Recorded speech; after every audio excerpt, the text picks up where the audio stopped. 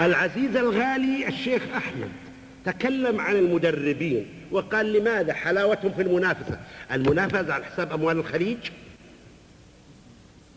المنافسة على حساب أموالنا وأقوتنا. منافسة على ماذا؟ برازيلي ننافس على خيرنا ونتنافس نحن نقتتل من أجل هذا.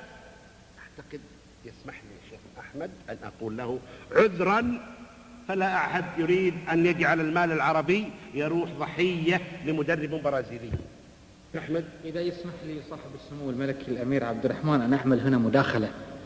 الشيخ أحمد الفهر تطرق إلى موضوع المدرب الأجنبي، وهو باعتقادي موضوع مهم وفعلا يجب أن تترك المنافسة، ولكن أقول أن التاريخ يؤكد أيضا بأن هذه المنافسة موجودة وكانت موجودة في الأندية. وأول نادي خليجي تخطى 15,000 دولار في دفعه إلى المرتب هو نادي النصر السعودي، عندما دفع إلى زاغالو عام 1983 مبلغ 15,000 دولار للتعاقد معه لزاغالو، ومن ثم انتقل زاغالو من النادي النصر إلى المنتخب السعودي. ممكن أقول لك بس اسمح لي. فإذا الحرية متروكة لكل نادي أن يتعاقد. أول حاجة أنا أهنئك جدا في ذاكرتك، وأنت تحاول تاكلنا في الأيام والأشهر ومارس وسبتمبر. أنا لا يعنيني هذا. لاحظت؟ أنا لا يعنيني إلا وقائع وحقيقة أتكلم عنها وتاريخ واستراتيجية أنطلق منها. لا يعنيني في 25 سبتمبر وصل فلان أو 31 وصل فلان. أنا لا يعنيني.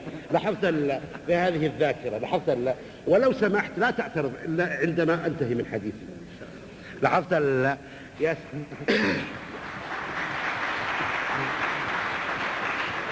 يا سيدي العزيز، النصر إذا جاب زاجالو ب15 أو 100,000 دولار أو مليون دولار، وعين الحسود فيها عود.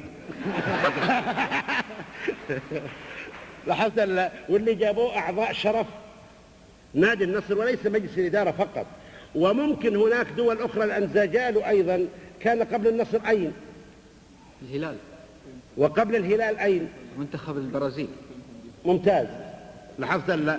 إذا افترضنا ونسينا الكويت، أنه كان في الكويت ونسيناه تجاوز يعني، ولم نذكر سبتمبر أو أوغست في هالموضوع. لاحظت؟ ونسيناه أنه كان في الكويت أيها العزيز الغالي.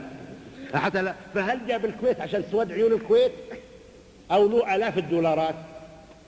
فطبعا المدربين أجانب ما بيجون عشان آلاف دولارات. فالتأكيد الأخ أحمد يمكن عنده خبر عن كم دفع له في الكويت أو في أي بلد أخرى، مو النصر بالحالة يا عزيزي. المهم اللي أقوله أنا مو موضوع 10 أو 15 أو 12 أو مليون دولار. المهم اللي أقوله إنه مدرب يكون في نادي السد القطري أو نادي في نادي النصر السعودي أو خلافه، لا نساوم بعض أو نضارب بعض أو نجعل مدربين يصلون مثلا وهذا النادي مؤمن كذا ويدفع وهذا النادي ما أعطاك. إنه يكون هناك استراتيجية جديدة. وما أطالب منها أيضا اللي مضى، أنا أطالب في المستقبل وليس في الماضي. الماضي مضى. هل نمسك رجاله بحلقة ونقول تعال رجعنا باقي 15 دولار لأن اتفقنا؟ أنا لا أطالب. أنا أقول مستقبل النصر استراتيجي.